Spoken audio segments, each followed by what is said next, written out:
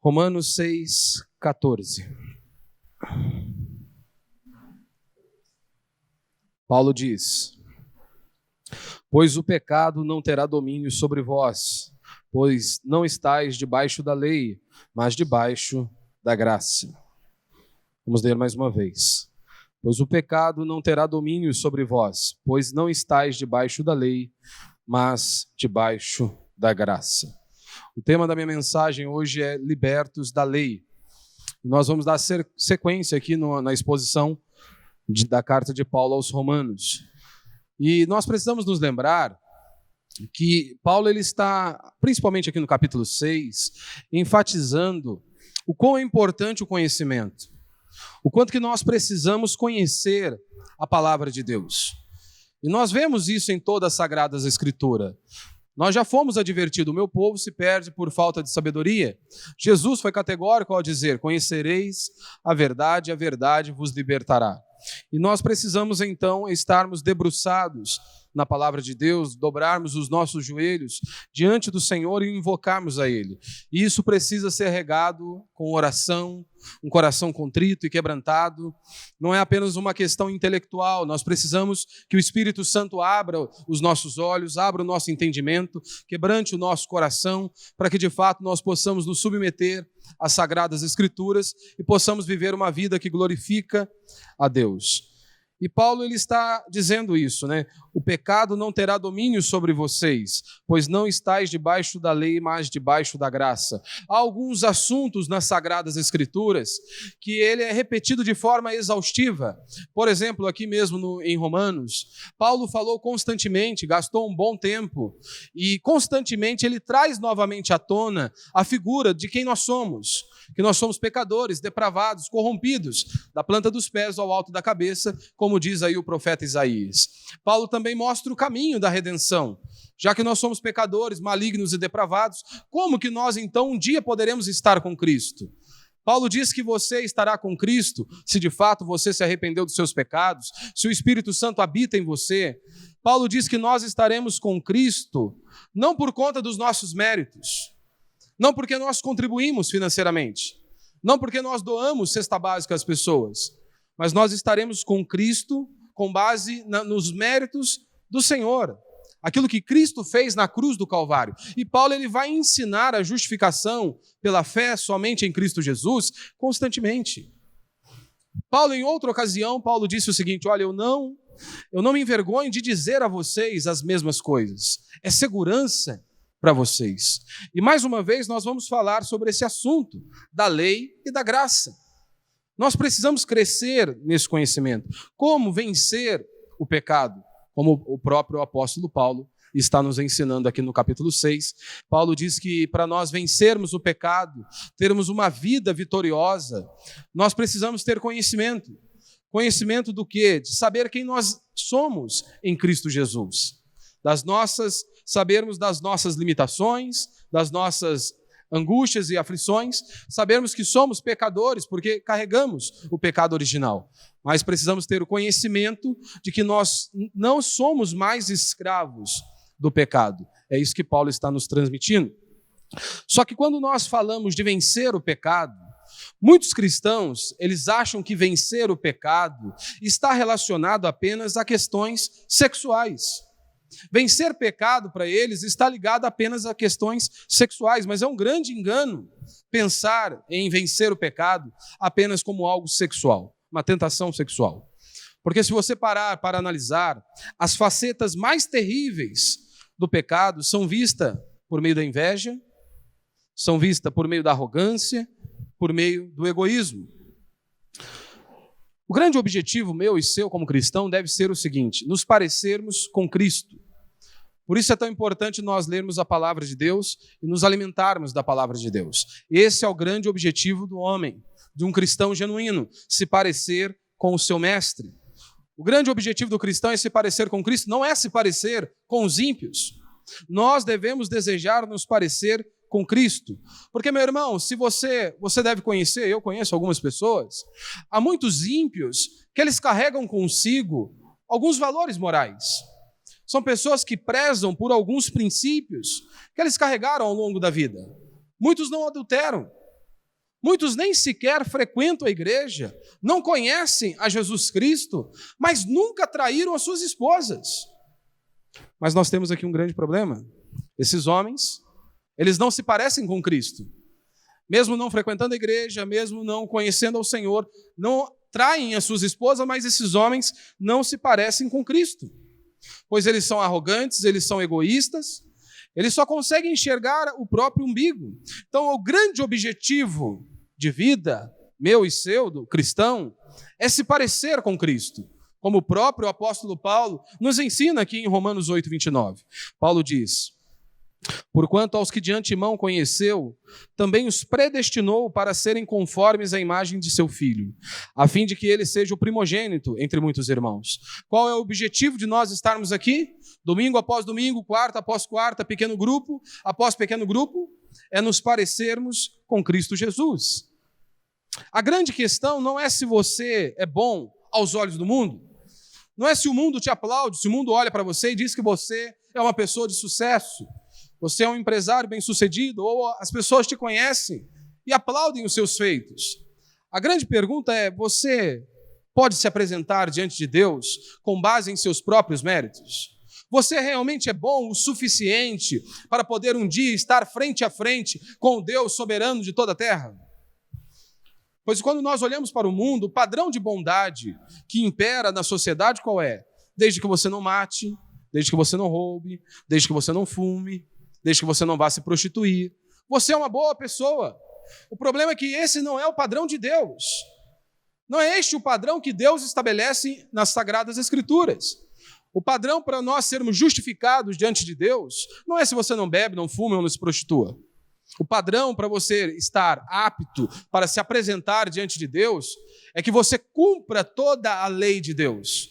E se nós focarmos aqui apenas nos 10 mandamentos, quem de nós pode bater no peito e dizer: eu cumpro os 10 mandamentos? Nenhum de nós aqui, em sã consciência, poderá afirmar isso. E Tiago vai dizer: se você transgrediu um mandamento, acabou, você está condenado. Então, vencer o pecado para muitos é apenas ele ir ali tomar um banho gelado. Vencer o pecado para ele é seguir algumas regrinhas, faça isso, faça aquilo. Vencer o pecado para muitos é: você precisa arranjar um discipulador. Você precisa ter uma pessoa para que você sente com ela toda semana. Nós temos alguns modelos de igrejas que trabalham com essa maneira, desta maneira. O cara, ele precisa te acompanhar e toda semana você tem que se sentar com ele e confessar a ele os seus pecados. E aí você acaba ficando refém do camarada. Aí então eles trabalham desta maneira. São estratégias humanas. Não são estratégia do homem. Nós não vemos este caminho nas Sagradas Escrituras. Cristo não deixou esse caminho à sua igreja. O caminho é o que? Nós crescermos em fé. O nosso caminho é crescermos no conhecimento das Sagradas Escrituras. Esse é o objetivo do cristão. É nós conhecermos o verdadeiro Evangelho. O Evangelho anunciado na palavra de Deus. Como o próprio apóstolo Paulo diz aqui em sua carta, o Evangelho é o poder de Deus para a salvação. Nós temos que conhecer e crescer nesse conhecimento. Por que quando nós olhamos para a igreja, de um modo geral, muitas pessoas vivem escravizadas pelo pecado? Vivem escravizadas no adultério, vivem escravizados na pornografia, vivem escravizados em seus vícios.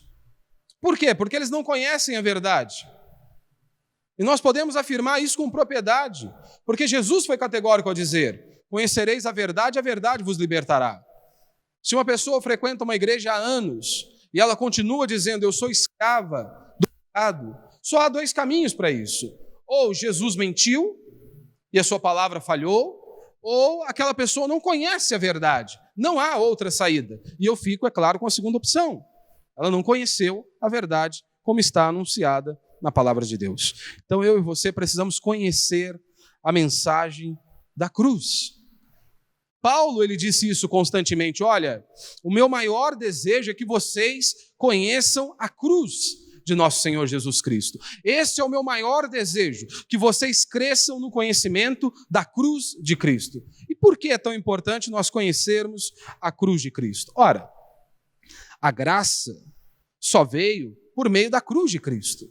Por isso nós precisamos conhecer a cruz de nosso Senhor. Nós só recebemos a graça de Deus por conta daquilo que Cristo fez na cruz do Calvário. Ou seja, eu não serei mais escravo do pecado, como o apóstolo Paulo está dizendo aqui, quando eu entender que eu não estou mais debaixo da lei, que eu estou debaixo da graça. Então, qual é a diferença da lei e da graça? Primeiro princípio, a lei diz, faça, a graça diz, está feito. O que é estar na lei? Estar na lei é muito mais do que um livro. Estar na lei é muito mais do que o Pentateuco. Estar na lei é muito mais do que os 10 mandamentos. Estar na lei é um princípio que Paulo está nos ensinando. E quando Paulo diz, nós não estamos mais debaixo da lei, nós estamos debaixo da graça. Estar debaixo da lei é você querer ser agradável, é você querer ser justificado diante de Deus com base em seus próprios méritos. Isso é estar debaixo da lei. É você achar que é digno e merecedor de se apresentar diante de Deus e receber a justificação, ou seja, a vida eterna, com base em seus próprios méritos. Isso é estar debaixo da lei, isso é impossível. Por isso que nós não conseguimos ser salvos pelas nossas próprias obras. A Escritura diz que as nossas obras são como trapos de imundícia perante o Senhor. Aqui mesmo em Romanos capítulo 10, verso 5, Paulo vai dizer, porque Moisés escreve que o homem que pratica a justiça proveniente da lei viverá por meio dela. Ou seja, o homem que pratica a justiça proveniente da lei viverá por ela. Ou seja, o que ele está dizendo é o seguinte, ele vai ser salvo com base naquilo que ele faz. E quem pode ser declarado justo perante o tribunal de Deus com base em seus próprios méritos? Quem cumpriu todos os mandamentos do Senhor? Ninguém. O homem não pode cumprir os mandamentos do Senhor. Este é o caminho que o fariseu decidiu seguir. Você se lembra lá do fariseu e do publicano? O fariseu bate no peito, se engrandece, só faltou agradecer a Deus, eu agradeço pelo Senhor ter me criado, porque eu sou o cara, eu sou fenomenal. Ou seja, eu estou apto a herdar a vida eterna. Ou seja, eu me apresento diante de Deus com base em minhas próprias obras. E não há saída para quem trilha esse caminho. Então a lei sou eu tentando me salvar. Isso é lei. Eu tentando ser salvo com base em meus próprios méritos. A graça é Jesus Cristo fazendo por mim o que eu não dou conta. Isso é a graça de Deus. É Cristo fazendo por mim aquilo que eu não dou conta. Ele cumpriu toda a exigência de Deus Pai. Ele cumpriu tudo aquilo que Deus havia exigido. Então isso é a graça de Deus. É Jesus fazendo por mim o que eu não dou conta.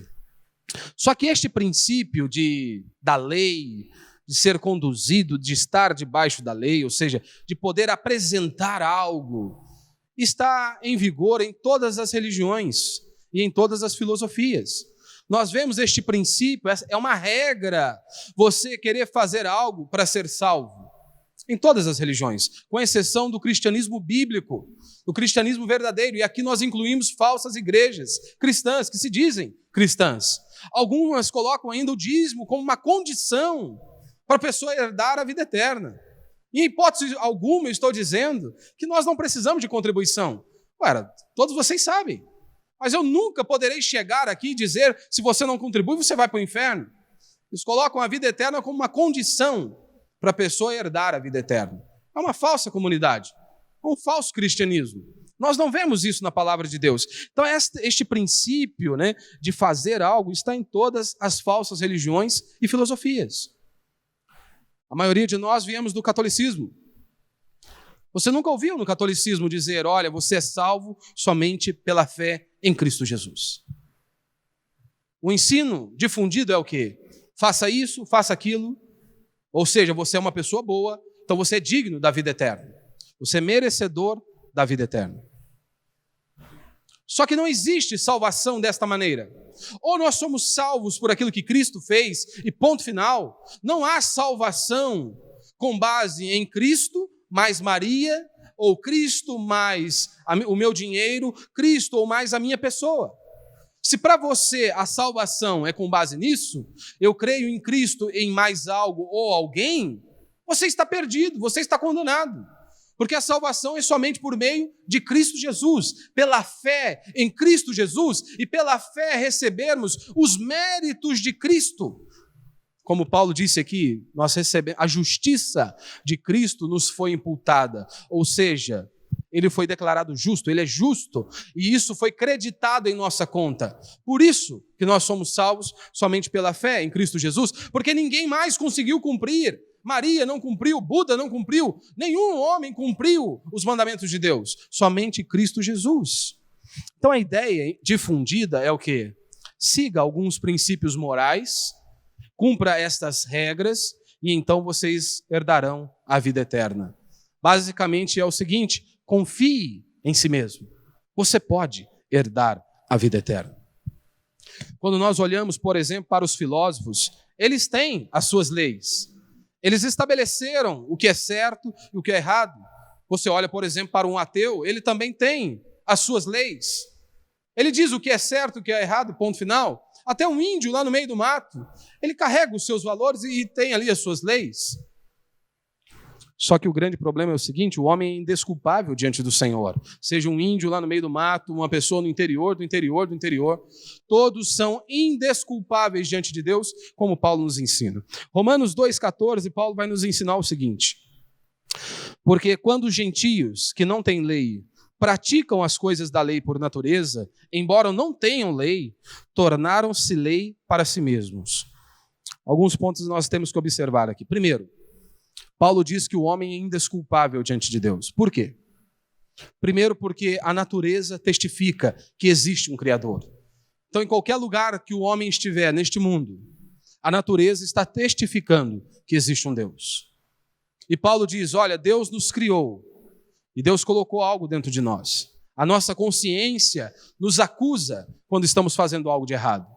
Quando nós estamos trilhando um caminho torto, a nossa consciência dá um alerta a nós. Deus nos criou assim. Segundo, nós vemos aqui, nós vivemos em uma sociedade. Nós convivemos e temos um padrão nesta sociedade.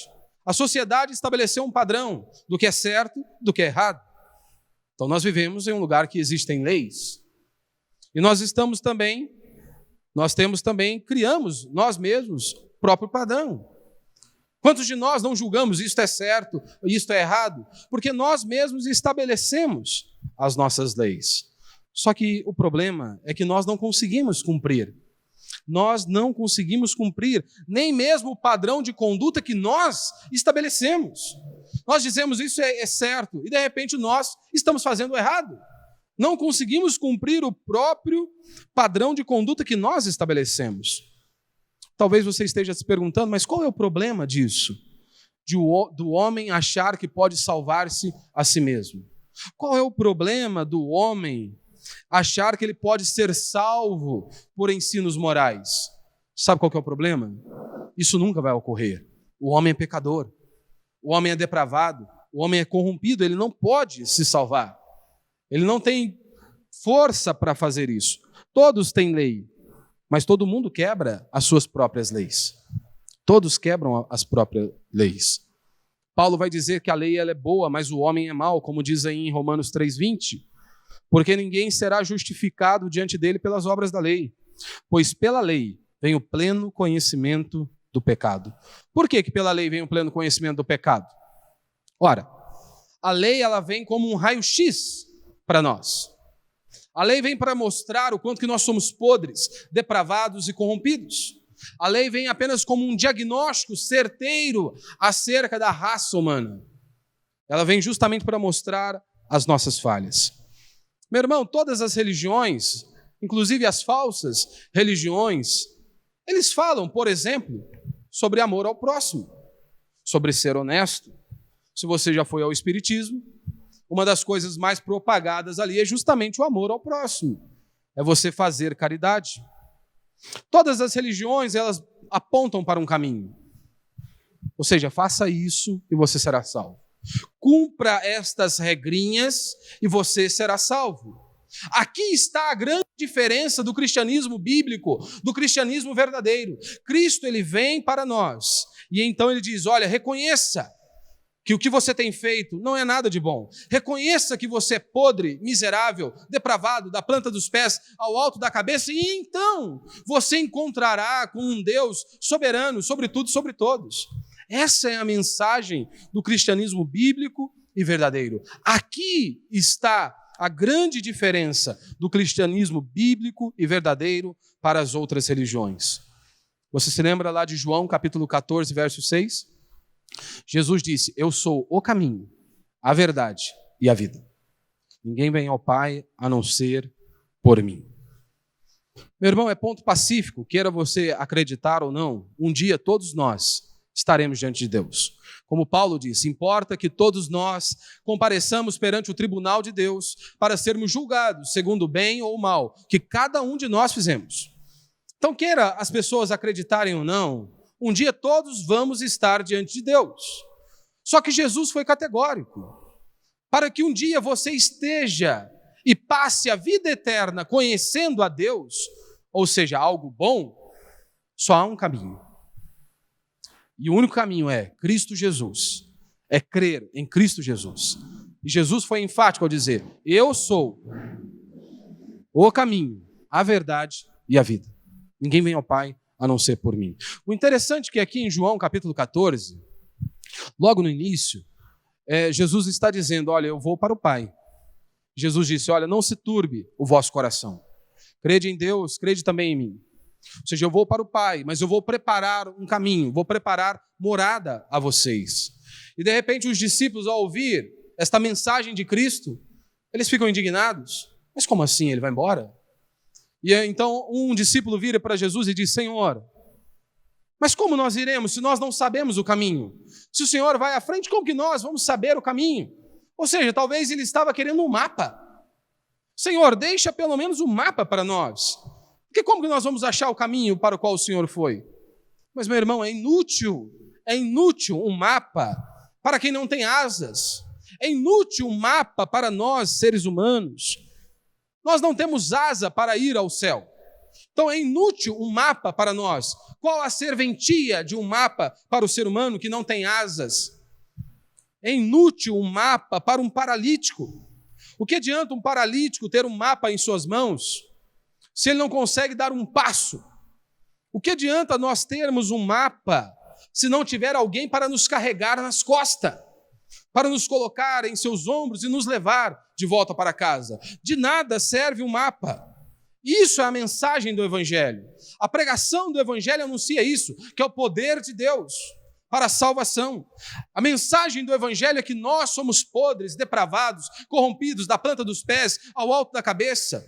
E louvado seja Deus que enviou o seu Filho, Cristo Jesus, para vir ao nosso encontro, porque nós não poderíamos subir até Deus. Essa é a mensagem do Evangelho, que nós não podemos subir até Deus. Se não fosse a obra de Cristo, eu e você estaríamos perdidos. Meu irmão, então se eu falar apenas de ensinos morais, eu não estou pregando o Evangelho. Quantas igrejas eles perdem inúmero tempo falando de ensinos morais, e eu tenho pregado aqui sobre isso. Tenho falado, exposto o Sermão do Monte, é muito mais profundo. Mas inúmeras comunidades, eles ficam ali ensinando os ensinos morais, ensinam os princípios de prosperidade, princípios de sucesso para esta vida. Mas isso não é a mensagem do Evangelho. Eu prego sobre família, anuncio sobre família. Eu prego sobre como você deve administrar o seu dinheiro. Mas se eu pregar apenas isso, eu não estou pregando o Evangelho. O Evangelho vem mostrar o quanto que nós somos podres. E eu e você precisamos ouvir isso todos os dias. Todos os dias nós precisamos ser confrontados pela verdade.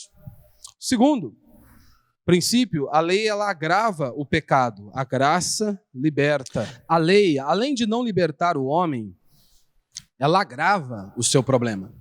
Como eu disse, ela vem e mostra o raio-x.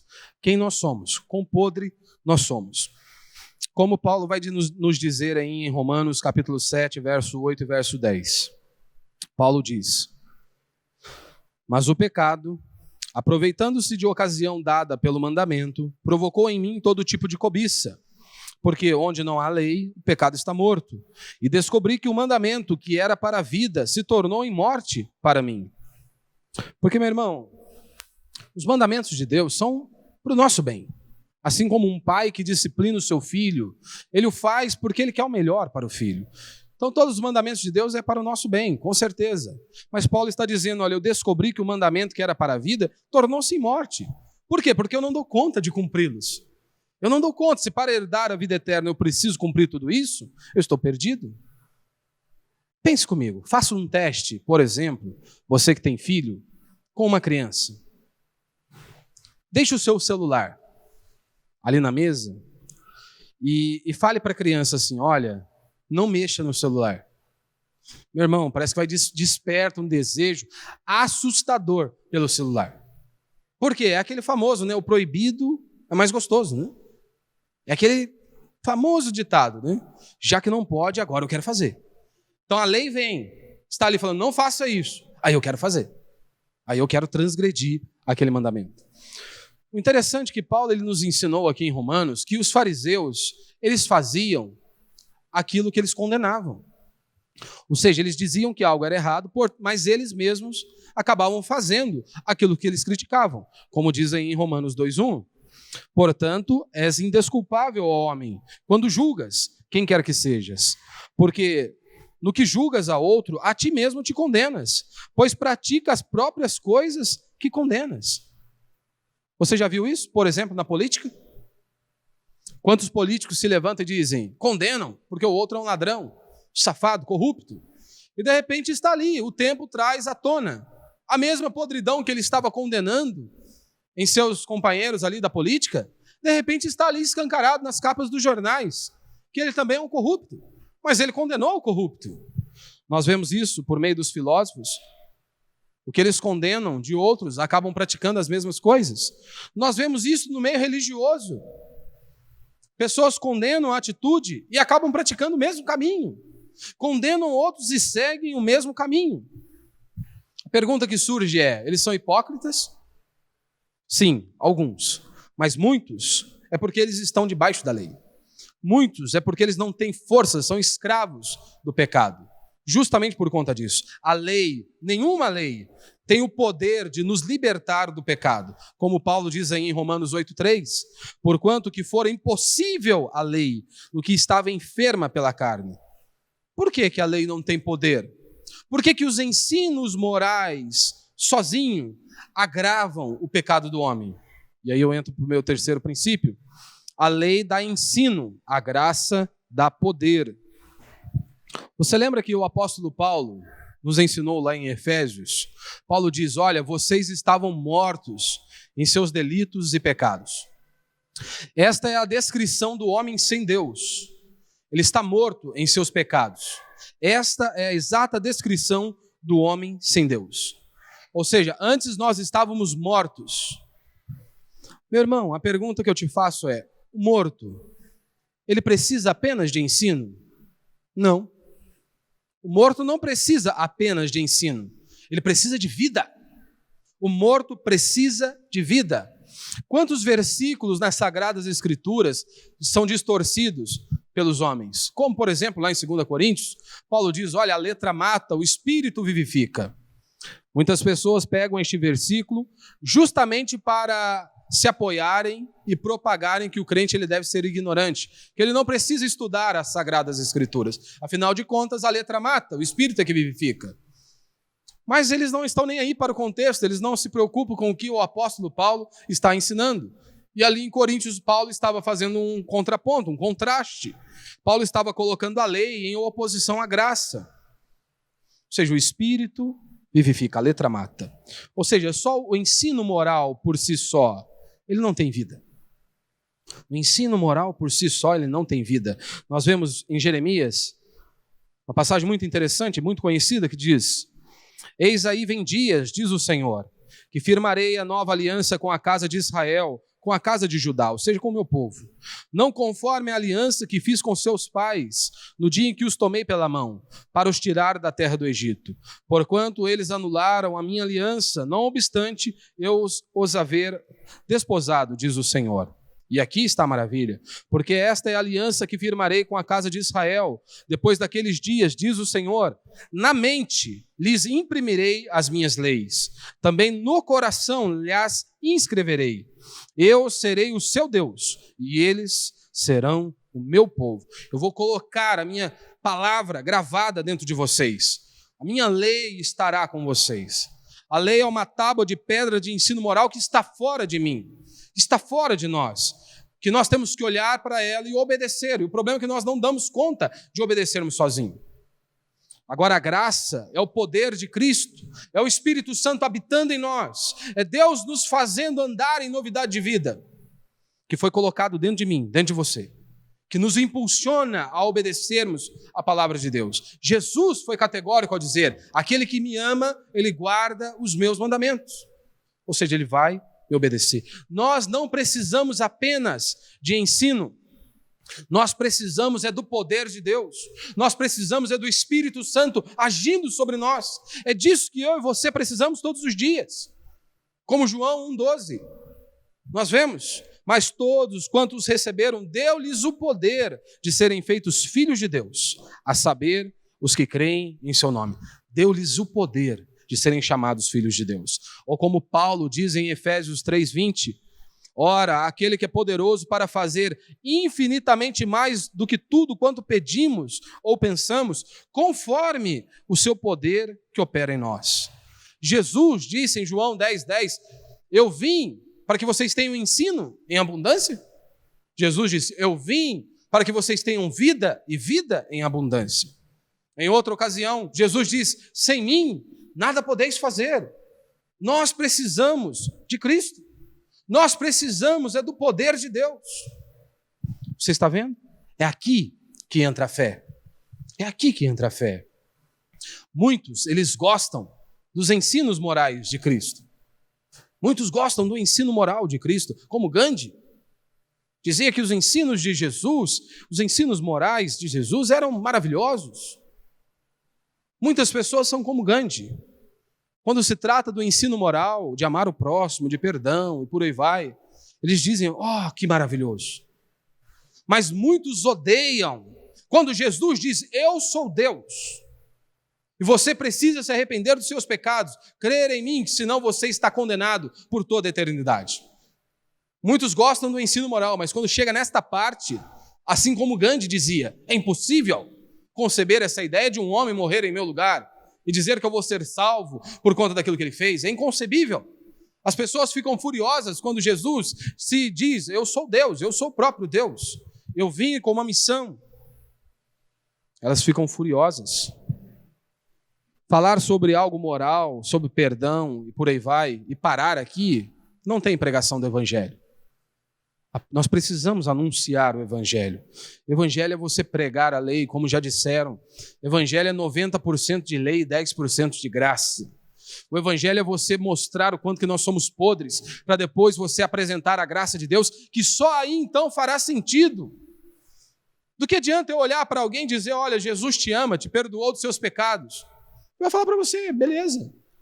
Ele não enxergou a miséria, ele não enxergou que ele transgrediu a lei de Deus, que ele pecou contra um Deus que é santo, santo e santo. Isso que é interessante, né? Adoro essa frase de um irmão, de um pastor, que ele diz, Deus é santo, santo e santo.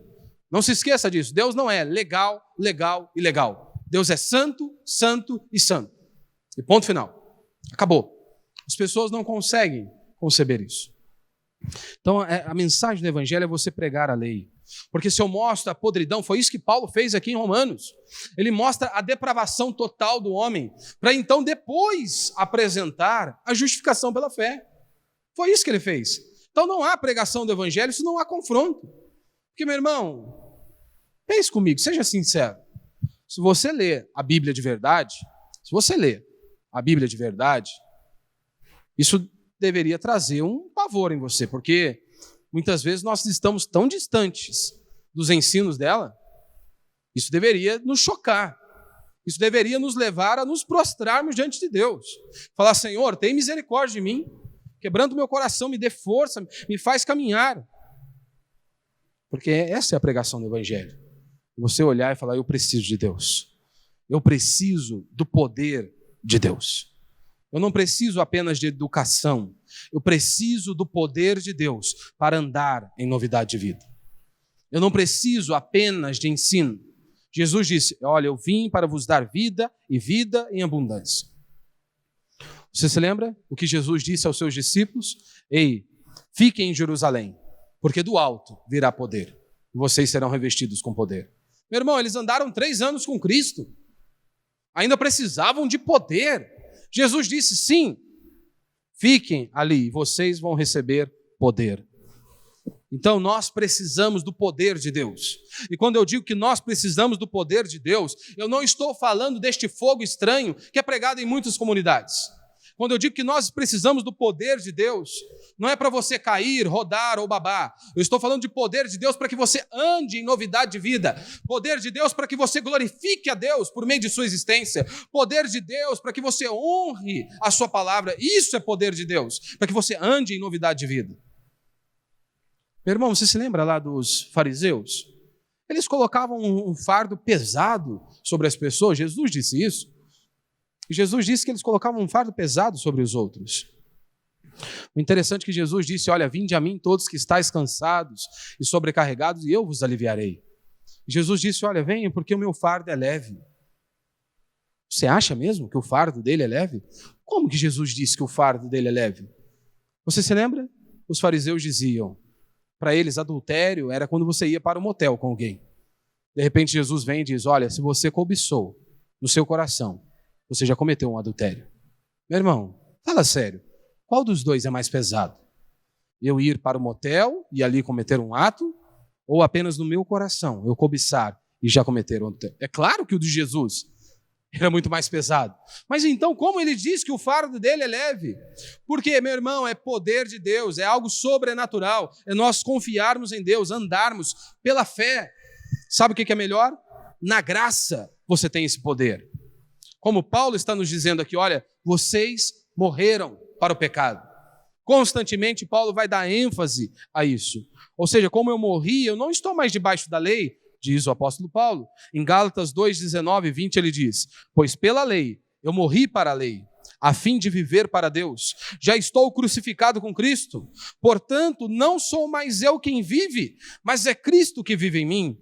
E essa vida que vivo agora no corpo, vivo pela fé no Filho de Deus, que me amou e se entregou por mim. Portanto, já não sou eu, mas quem vive, mas é Cristo vive em mim. Isso aqui é algo maravilhoso. Esta é a revelação que você precisa para andar em santidade.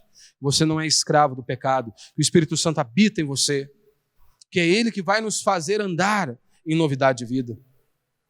Mas alguns podem dizer, pastor, eu acredito nisso, mas eu ainda peco. Como eu já disse, nós não estamos falando aqui de perfeição, perfeccionismo. Nós somos pecadores, depravados. Há uma grande diferença de você ser um pecador e viver em pecado. Viver em pecado é você saber que algo é errado e mesmo assim você continua fazendo. Eu sei que o adultério é errado e se eu continuo cometendo aquilo, eu estou em pecado. E a Escritura diz que aquele que sabe que algo é errado, ele continua em pecado. Esse aí ele não conheceu o Senhor. Ele não conheceu o Senhor. Meu irmão, então por que às vezes você pode ser até um cristão genuíno e ainda está meio que aprisionado a isso? Eu ainda peco. Por quê? Porque o Senhor, o Espírito Santo vem e nos convenceu do juízo, do pecado e da justiça. Os nossos olhos foram abertos. Mas nós precisamos crescer nesse conhecimento. Você precisa crescer no conhecimento da palavra de Deus, porque o conhecimento liberta. Não é isso? Preste atenção no que Paulo disse a seus irmãos, Efésios 1, 16 em diante. Não cesso de dar graças por vós, lembrando-me de vós nas minhas orações, para que o Deus de nosso Senhor Jesus Cristo, o Pai da glória, vos dê, preste atenção, vos dê o espírito de sabedoria e de revelação no pleno conhecimento dele, sendo iluminados os olhos do vosso coração, para que saibais qual é a esperança do chamado que ele vos fez, quais são as riquezas da glória da sua herança nos santos. Você prestou atenção aqui? Paulo está orando para os crentes. E Paulo está dizendo, olha, que vocês cresçam no conhecimento de Deus. Que vocês cresçam no conhecimento da palavra de Deus. Paulo é um grande exemplo. No final de seus dias, Paulo disse, olha, Cristo veio ao mundo salvar os pecadores, dos quais eu sou o principal. Paulo não diz dos quais eu era o principal, mas ele diz dos quais eu sou o principal. Porque quando você é um cristão genuíno, um cristão verdadeiro, sempre vai ser esse diagnóstico. Quanto mais você conhece a Deus, mais você vê a sua sujeira. Quanto mais perto da luz você está, mais você enxerga a sua sujeira. Quanto mais nós nos alimentamos de Deus, quanto mais nós nos dobramos diante do Senhor, quanto mais arrependimento de pecado, quanto mais um coração contrito e quebrantado, mais nós olhamos para nós e dizemos, eu sou podre, eu sou miserável. Ser crente, então, não é apenas descobrir coisas novas. Ser crente é aumentar o conhecimento das coisas que você já sabe. Isso é ser um cristão. Ser um cristão genuíno não é apenas descobrir coisas novas, mas é aumentar o conhecimento daquilo que você já sabe. E é por isso que Paulo dá ênfase constantemente. Você vai ver que nas outras epístolas Paulo vai tratar de mesmos assuntos, de alguns assuntos que foram mal compreendidos aqui de seus ensinos. E Paulo volta e ensina mais uma vez. Então nós precisamos conhecer a cada dia mais o Senhor. Nós precisamos compreender, eu preciso de Deus, eu preciso do seu poder, eu não preciso apenas de uma regrinha humana, eu preciso conhecer a cruz de meu Senhor Jesus Cristo. E aqui entra a outra faceta da lei, que é o último princípio para a gente encerrar. A lei condena, a graça perdoa. João 5,45 nós lemos. Não penseis que vos acusarei perante o Pai, é Jesus dizendo. Há outro que vos acusa, que é Moisés, em quem tendes esperança. Você precisa se lembrar que Moisés é uma figura da lei, pois Deus entregou a sua lei a Moisés. O que João está nos ensinando aqui por meio do ensino de Cristo é o seguinte, aqueles que estão debaixo da lei, aqueles que se ancoram nisso, que acham que podem se apresentar diante de Deus com base em seus próprios méritos, esses homens estão condenados. Os que vivem debaixo da lei estão em condenação. Quantas pessoas elas vivem com aquele sentimento? Parece que eu não fiz o suficiente. Parece que eu não estou conseguindo impressionar a Deus. Parece que eu não sou bom o bastante. Ou seja, eu preciso impressionar a Deus para que Ele me ame. Ou seja, ficam olhando para si mesmo. Ficamos olhando demais para nós mesmos. Quem disse que a nossa satisfação está em nós? Você se lembra, por exemplo, lá na criação? Deus criou o homem. Qual foi o primeiro dia completo do homem? Foi no dia do descanso. O que o homem fez para merecer o descanso? O que o homem fez para merecer aquele momento e sentir-se realizado? Nada, foi Deus quem fez. Quando se trata de salvação, de vida eterna, é Deus quem fez. Acabou. Ele tem esse poder. Então nós temos que nos lembrar das palavras de Cristo lá na cruz do Calvário. Quando ele disse lá na cruz, está consumado. Foi ele que concluiu a obra redentora, foi ele que cumpriu a exigência de Deus. Então nós não andamos em santidade para impressionar a Deus. Nós não andamos em santidade para impressionarmos a Deus. É justamente o contrário. Como Deus me amou, como Deus me ama, então eu ando e quero viver para a glória dele. Foi porque Ele me resgatou, porque Ele me comprou com o seu precioso sangue, por isso eu quero viver para a glória dEle. Nós não oramos para que Deus nos ame, mas porque Ele nos amou, porque Ele nos comprou, é então que nós oramos. É isso que eu e você temos que nos lembrar constantemente. Na graça nós estamos satisfeitos por causa de Cristo. Como diz aí Hebreus 10:19, né? Tendo, pois, irmãos, intrepidez para entrar no Santo dos Santos, pelo sangue de Jesus. Você se lembra que havia ali a divisão no templo, né? O Santo dos Santos era o lugar mais reservado, onde a presença de Deus se manifestava. E ali, apenas o sumo sacerdote entrava ali uma vez ao ano. E este homem ele era amarrado com cordas, com uma corda, e havia ali alguns sinos. Caso ele estivesse em pecado, ele morreria. E já que ele, que era o cara preparado, vamos dizer assim, estava apto para entrar no Santo dos Santos e foi fulminado, Imagine o restante que estava ali fora esperando. E de repente vem o autor e diz, olha, tende, pois, intrepidez para entrar no Santo dos Santos pelo sangue do Cordeiro. Meu irmão, imagine para um judeu ouvir isso. Que ele cresceu ouvindo e vendo o sumo sacerdote entrar no Santo dos Santos uma vez por ano. Imagine um judeu que estava acostumado com o dia da expiação, ouvir algo como isso, como o autor de Hebreus diz. Tenham ousadia para entrar no Santo dos Santos pelo sangue do Cordeiro. Imagine alguém ouvir isso. Praticamente o que ele está dizendo é o seguinte, ei, acordem, agora está liberado para todo mundo pode se apresentar diante de Deus. Com base em quê? Nos seus próprios méritos? Com base nos seus feitos? Claro que não. Com base naquilo que Cristo fez na cruz do Calvário, com base no sangue do Cordeiro, que nos lava e nos purifica de todo pecado. É isso que ele está ensinando.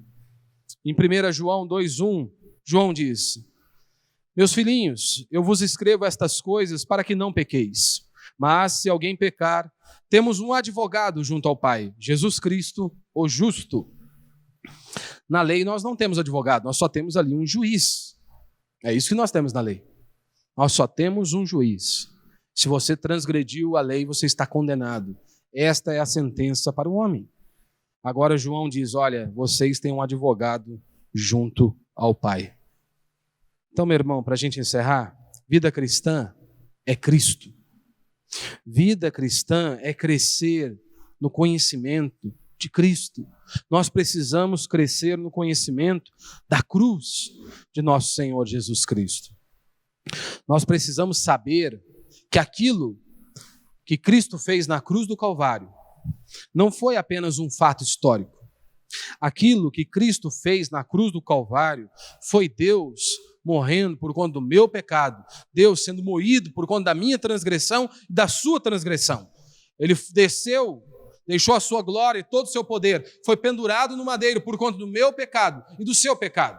É disso que nós temos que nos lembrar. Aquilo não foi apenas um evento histórico, mas foi Deus enviando o seu próprio Filho para ser morto em nosso lugar, para ser moído, e a sua ira foi descarregada sobre ele. Então que Deus nos dê graça, para que a cada dia eu e você possamos crescer no conhecimento da verdade. Como Paulo diz, olha, nós não estamos mais debaixo da lei, nós estamos debaixo da graça. Que nós possamos viver para a glória de Deus, para que Ele seja exaltado por meio das nossas vidas. Que a cada dia eu e você possamos buscar conhecer ao Senhor, a cada dia mais, para que possamos, em todas as áreas de nossa vida, vivermos de maneira que glorificamos a Deus por nossa existência. Por isso vamos ficar de pé, vamos orar a Deus.